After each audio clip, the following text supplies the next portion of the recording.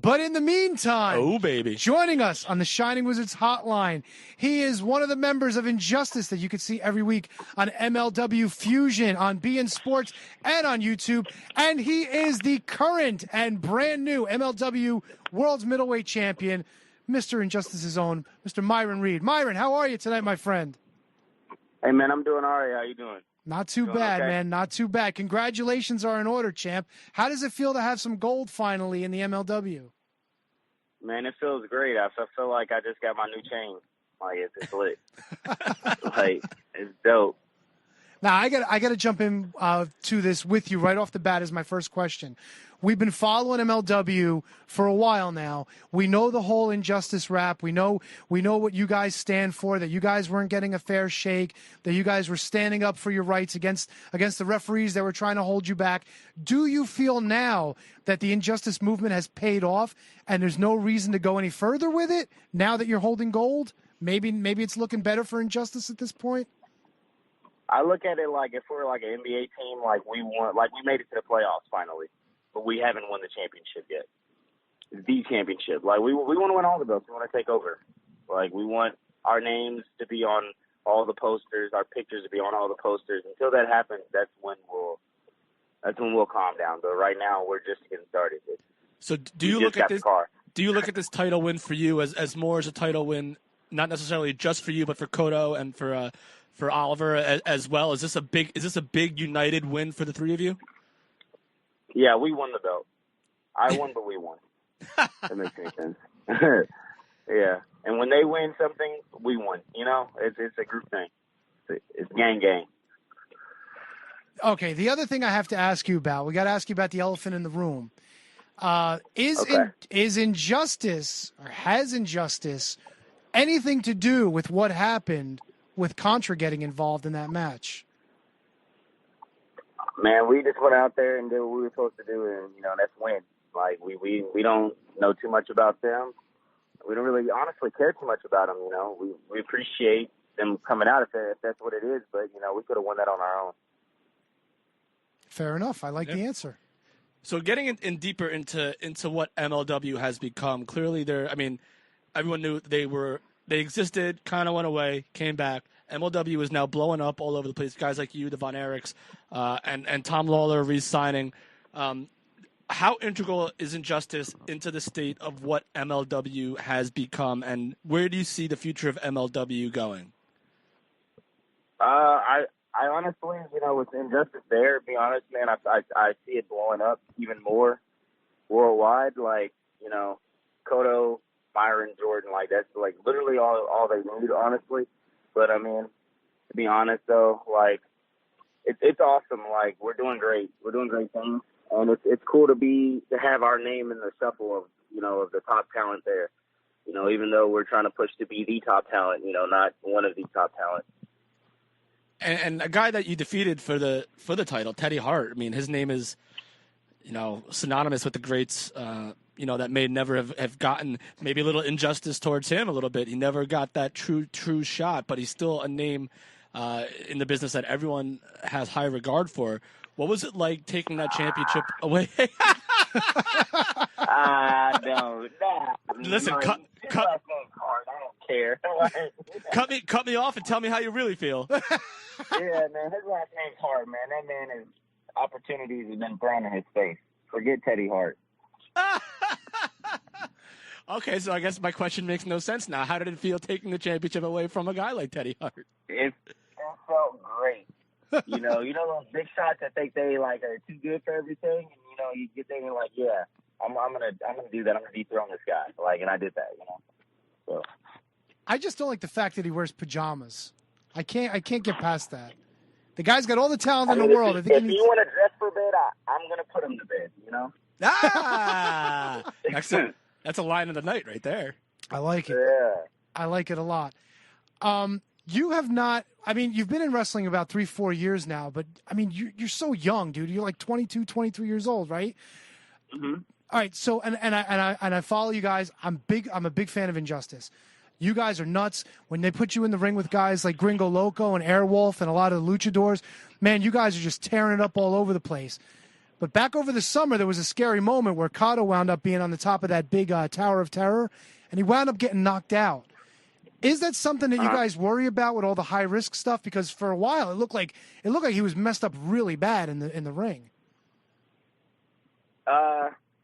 It's a worry all the time, but it's something that you pretty much have to overcome going out there, because you can't just sit there and be in front of a crowd and be scared. I'm gonna be scared, I don't know if I'm gonna get knocked out, but So when you go out there, you're just all right, I gotta suck it all up and try and not think about that. But as you get better and more experienced, you find different ways to protect yourself even more. So, if something scary like that happens, it's not as scary or as worse as the situation could be or whatever. So, we were lucky that he was all right. It was just a knockout and not a concussion or anything like that. Is MLW a nurturing environment to the younger performers in terms of, we know WWE obviously has the Performance Center and this and that. When you guys all get together for shows, is there a lot of talking? Is there a lot of advice being doled out from I don't know, maybe someone like Dr. Tom or some of these guys who have been around the business a bit longer than some of the younger guys? Oh yeah, pretty much all the OGs in the locker room are helping the younger talent out. They want everyone to thrive and be successful. Guys like Low Key, he's getting in the ring, rolling around with people. He's a big influence on MLW and a true locker room leader or whatever. He's great. And there's other guys of course that they bring in that'll help out or whatnot, but he's one of the main guys for me and for us, who helps out, more so locker room leaders. Yeah, and everyone talks about how the landscape of professional wrestling is so good now and so plentiful with a lot of different places to work. What do you attribute? How is MLW staying so relevant in this landscape of ever changing, ever evolving, and more of these companies just showing up and getting breaks? What is MLW doing right? Well, MLW's bringing different talent, a different ball game to the party. Pretty much, we're different. I feel than most companies. We have mostly different people. For 80% of our roster is completely different than NXT or AEW and Raw. So I guess people just want to see. People love. I think wrestling's bigger now, and people love wrestling, and they want to watch everything and see everyone that they like. So if their favorites on MLW or Ring of Honor or AEW, they're gonna watch all three of them.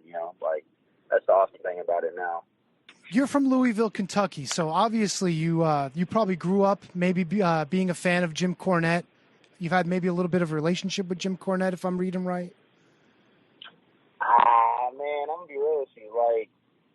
I'm gonna keep it a buck. I don't really know Jim. I don't really care for Jim. When I guess he's seen me wrestle, it's kind of hard not to it's kind of hard to deny it actually. How good Myron Reed is. So I don't blame him for. One thing he did help me out with was when he called me terribly skinny, and I was like, oh, this guy messed up. I gotta definitely start hitting the weights harder and eat more. But no, other than that, I don't really know too much about Jim besides his wrestling stuff. I've never really been a huge fan of him. Oh, all right. I know.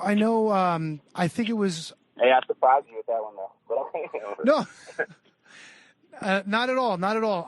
I think it was last week during the Fusion episode where you gave a shout out to ACH.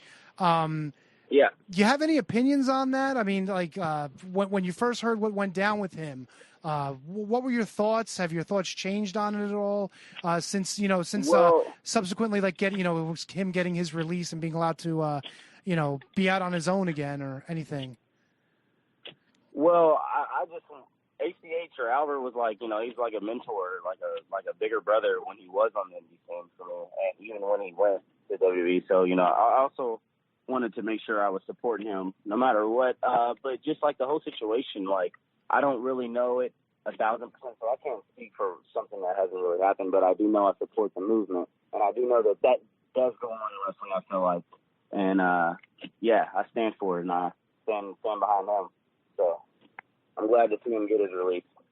How do you feel about Jim Cornette being released by the NWA last week, or leaving, or however you want to put it? Jim says that he wound up quitting over his conversation with Dave. Dave said that they split ways, but overall, does something like that lead to against the movement, or do you think it's just something that was just said in passing? And as a follow up, does that kind of situation filter into other companies? Is it something that you guys are talking about?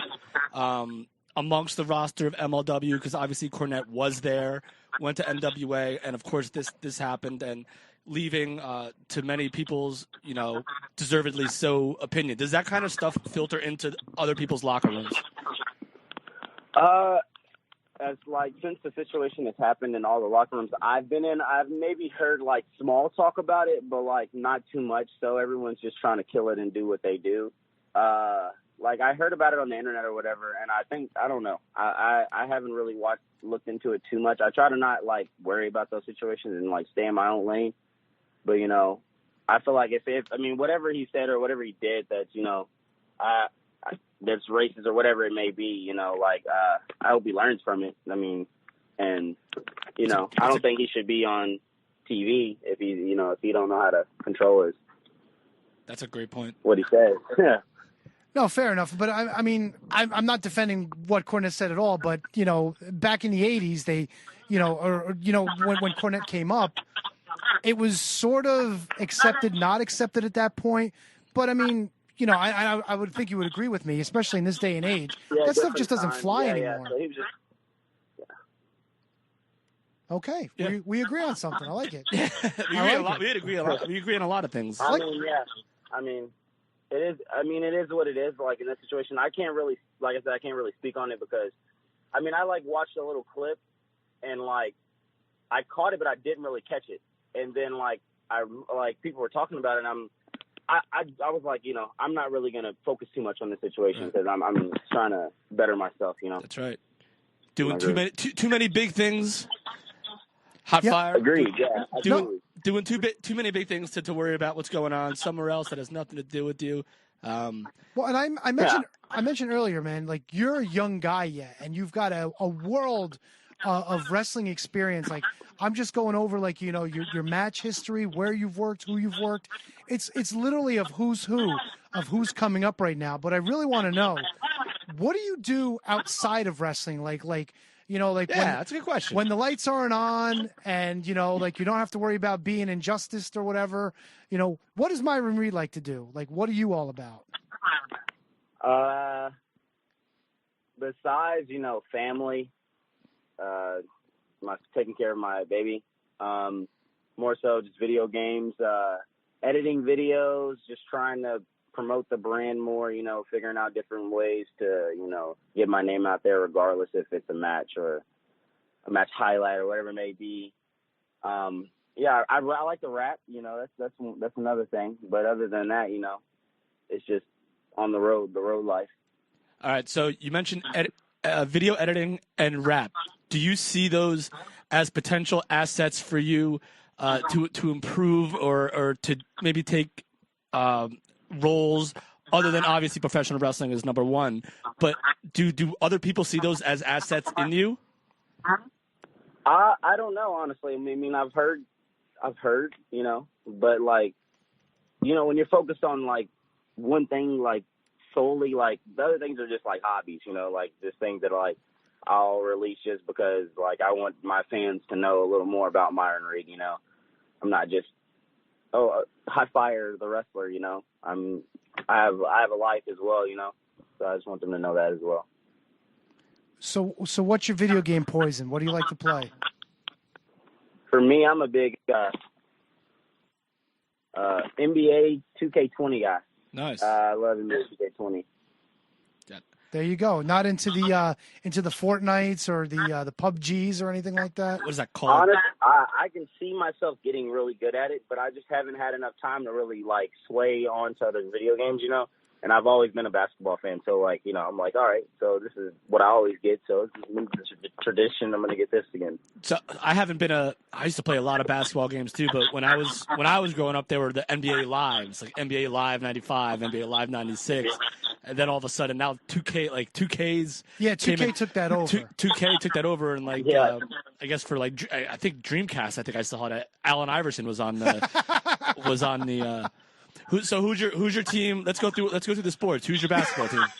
Now I just want to talk to the guy. Well, honestly, now I think my favorite team is probably the Memphis Grizzlies. Wow, John Morant is dope, dude. Yeah, I did not see that. I mean, I guess that makes sense. Memphis out there. Yeah, I did not see that coming. I'm a Bulls fan. We haven't been relevant since the 90s, so it's tough. Levine's good, though. I like Levine. Yeah, agreed. You guys are out of my wheelhouse. Yeah. Tony's not a big basketball guy. I was a basketball guy in the 90s, and, I could probably rattle off guys from every team, but now, I don't know, man. Even football, I fell out of football, you know? What? I'm all about the pro wrestling, man. We do a wrestling show every week. I got to be up on the sport. Always, especially if that's what you do. That's it. Let's talk about the most. It's awesome, though. I love it. We've been talking to Myron Reed. If you want to follow him on Twitter, @TheBadReed. On Facebook, he's Hotfire Myron Reed. Myron, before we let you go, is there anything else you want to put out there for your fans? Anything you want to plug? Any upcoming appearances we need to know about? Opera Cup coming. Oh, God, how do we not talk about that? And it's in 2 weeks, and Injustice is about to take over the event once again, like we did a couple fusions ago. We're gonna do it again, and regardless, tournament or not, we're gonna kill it. Yeah, I was gonna say, I think it is an Injustice that nobody from Injustice is in that tournament. Not even that. No one has been announced for anything. That's how much they care about us. Yeah. Oh, Even the man. champion hasn't been announced. That's no love for Injustice, man. It goes back to when I first asked you at the beginning of the show. You guys got to keep pushing, man. That's some shit right there. Pardon my French. Yes, it's the little things that nag us. Awesome. Unbelievable. We love the MLW product. We've been watching weekly. We discuss it every week. Nothing but love for all you guys. We love what Injustice is doing. Congratulations again on the championship win. And anything else you want to leave us with? Follow me on Twitter. You already said it. There it is. The Bad Reed, and IG's Reeds _world. Follow me on all those things, all those forms of social media, and make sure you tune in to MLW. Check me out. That's it. Absolutely. Be in Sports and available on YouTube if you don't get to be in. Myron, this was a pleasure, my friend. Thank you so much for joining us tonight. Thanks for having me. Take care, Myron. Awesome. Thank you.